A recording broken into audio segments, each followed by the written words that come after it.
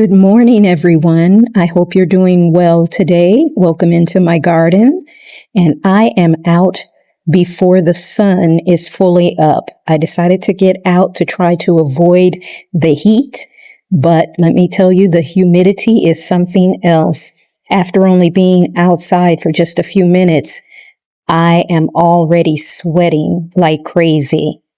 But my goal today is to tackle the job of pruning and trimming. I was originally going to just let these columnar ligustrums grow a little bit more before I prune them, but the leaves and branches are kind of blowing in front of the camera of the bird feeder, setting off its notice of something is at your bird feeder. So, and they do look kind of wispy and frilly. So I decided to just go ahead and trim up all of these columnar ligustrums here in the bedroom garden. I'm going to trim off some of the branches on the Meyer lemon along the walkway because they have some very big spikes on them, and there are branches going into the walkway, and I don't want anyone to get poked or jabbed or anything like that. So I want to cut some of those branches. I have an herb that I want to trim down. All the flowers are done on it, and it's blocking the bird bath. So once I do that, I want to clean out the bird bath and put fresh water in it. And then I'm going to head into the bedroom garden and pull up those sun patiens. Because some of them died while I was gone, I don't want half a row of sun patiens. So I'm just going to pull up the ones that are there. And then also, I guess I don't want to say prune, but I guess I'll harvest some of the longevity spinach that I have back in the courtyard garden as well. So there's a few things that I want to get done today, all revolving around pruning and trimming. And so that is the plan. So let's just get into it. And when I'm done with everything, I will give you a good look at what everything is looking like.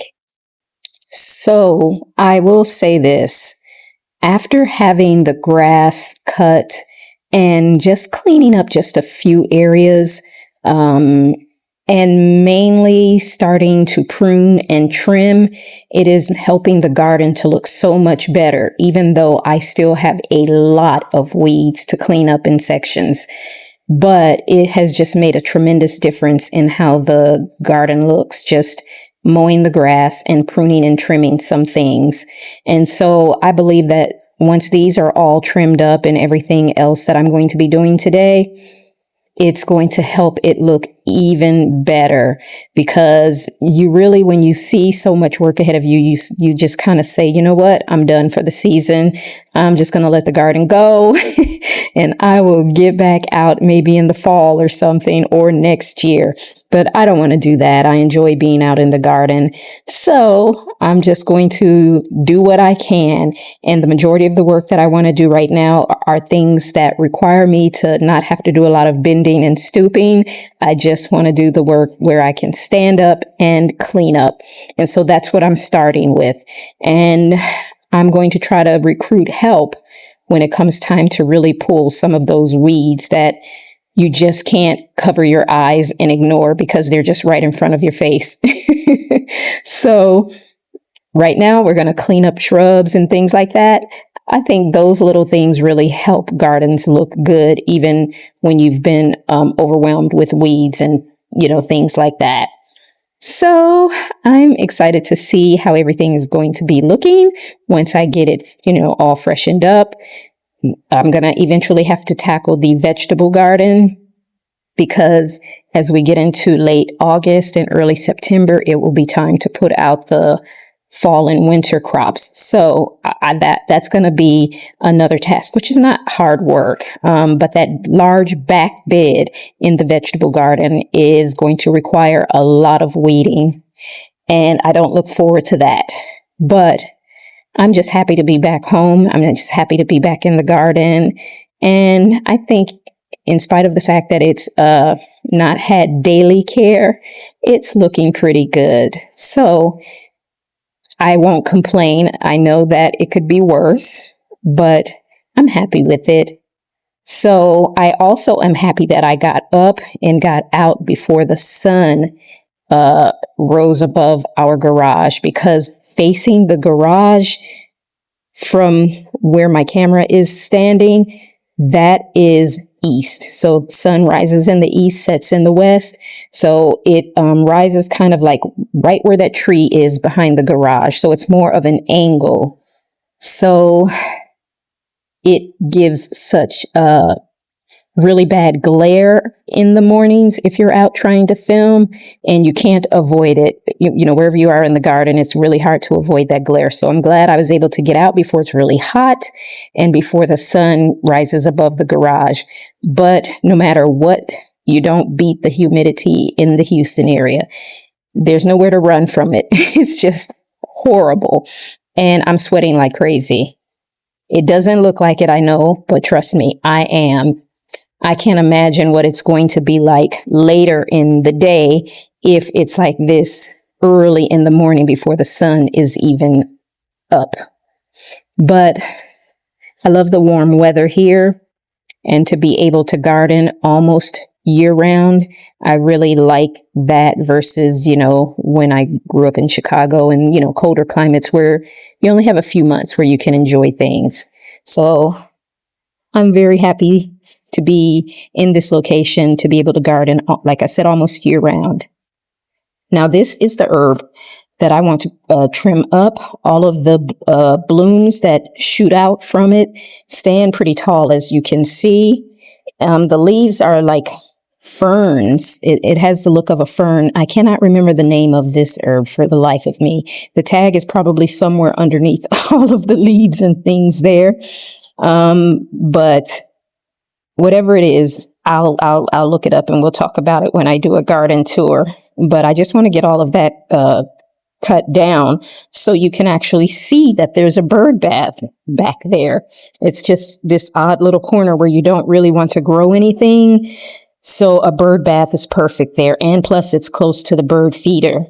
And also, yesterday, I did take a few minutes to clean this black bird feeder. I emptied out what little crumbs were stuck in there, hosed it out really good, and put fresh bird food in it. So both bird feeders now have fresh bird food. But I do want to say that I'm noticing that both bird feeders are kind of, I guess from having a lot of rain and humidity and moisture, the metals on them are kind of rusted and everything. So I'm going to see how well these bird feeders hold up. I got them last year. They were sent to me. This one, the bird feeder with the camera on it, and all of my hummingbird feeders. And I have enjoyed having them. They bring, you know, multiple different kinds of birds in the garden. But I am a little worried about how long they'll hold up. So I'll update you on that. But now I am in the courtyard garden, and this is what's left of the sun patience. So as you can see, I have a little section that has survived. The rest is just kind of gone kaput because the sprinklers don't reach all of the way over to that far corner. And without someone here watering it by hand every day like I used to, they're just gone. So I'm not going to keep half a bed or less than half a bed of flowers that are doing good, and then the rest is dead. So I can go to the clearance section and see if they've got some vincas or something like that to put along the front. But I would rather just pull up the ones that I have, because I'm not going to be able to find any more sun patience. They typically sell them in the spring, and once they sell out, that's it. So I'm out of luck for getting more. So we're just going to pull these up, and we'll figure out something to put in the front. But I will make sure that next time, whatever I do is low growing, because the azalea that is back there is struggling because it's blocked. You know, the sunlight and everything blocked it because of how tall the sun patience grew, which I wasn't expecting them to do so well back there, but they did. I have no complaints, but they definitely blocked all of the new shrubs that I planted back there in the cannas. So this will give them the opportunity to get more sunlight to all those things that are in the back of this new bed. I'm also cutting the longevity spinach. So I'm going to harvest some of that, clean it and bag it.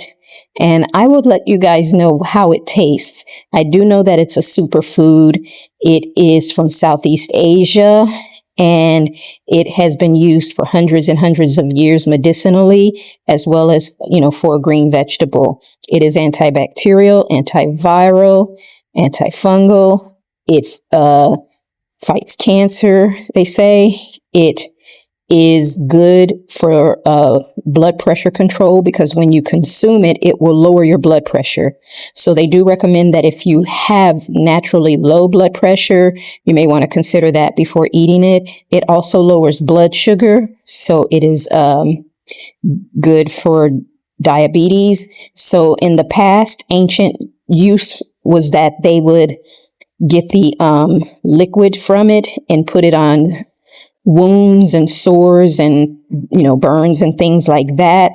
And then they would also eat it to control high blood pressure and blood sugar. So it has been around for a while. It's, I guess, maybe in the last 10 years, 8 to 10 years, has become more popular here in the Western world. It is, known, like I said, Southeast Asia, Indonesia, things like that. So it's been around for a while, and it has a lifespan of 3 to 5 years. So once you plant it, it is there for a while. You do not have to replant it. So that's my information for the longevity spinach. I hope that helps anyone who has been interested in that, since they saw me planting it back in early spring. But here I've got the bird bath cleaned up and fresh water in it, so the birds can now eat and drink and bathe. So I'm very happy with the progress that I've made. I've gotten everything trimmed and pruned. I think the last thing I need to do is water some back there in the courtyard garden. I noticed a lot of dry patches where the sprinkler heads are not reaching, so I'm going to water back here in this area, and then I'm going to call it quits for today. And I'll walk you through everything and let you see what it looks like once I'm done.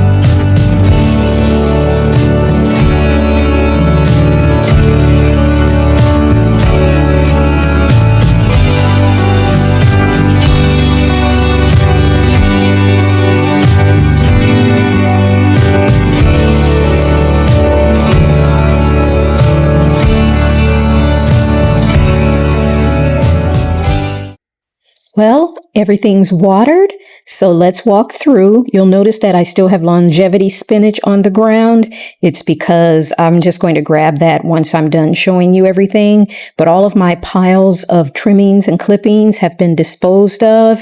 I have several oregano to replace because I want to have a nice lush evergreen oregano hedge around each of these beds.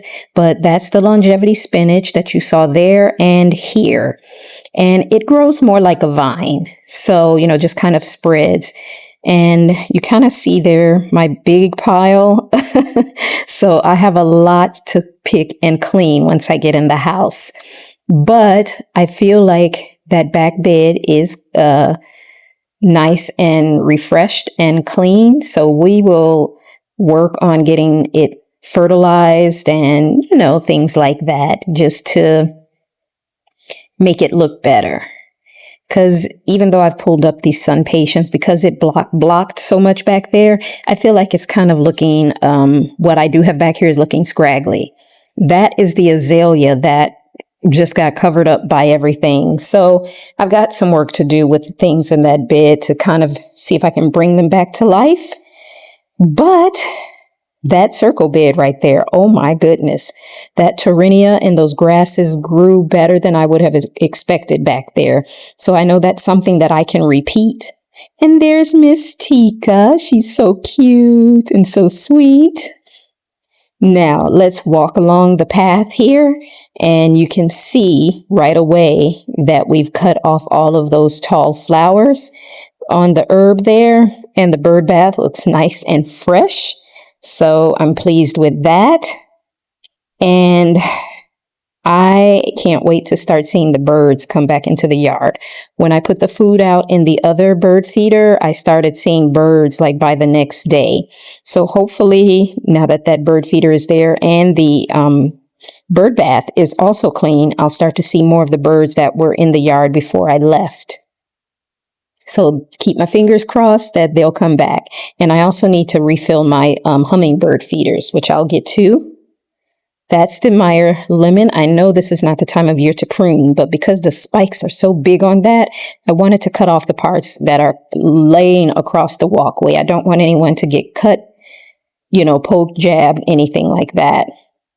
Now, these are all of the columnar ligustrums. As you can see, they're starting to fill out nicely. Eventually, they'll be, full from top to bottom and will look like one nice solid structure. That's just going to take a little time and patience. So in the meantime, I'll just have to continue to let them grow and then trim and let them grow some more and then trim some more. So, it's patience when you get shrubs like that. That's the bird food and the peeling off of some of the surface of that particular camera, as you can see. And then here are these columnar ligustrums for the entrance to this back bedroom garden. And the sun is finally coming up over the garage. You can see it and you can see the glare, but we're done. So thanks for joining me today, guys, and I will see you in the next video.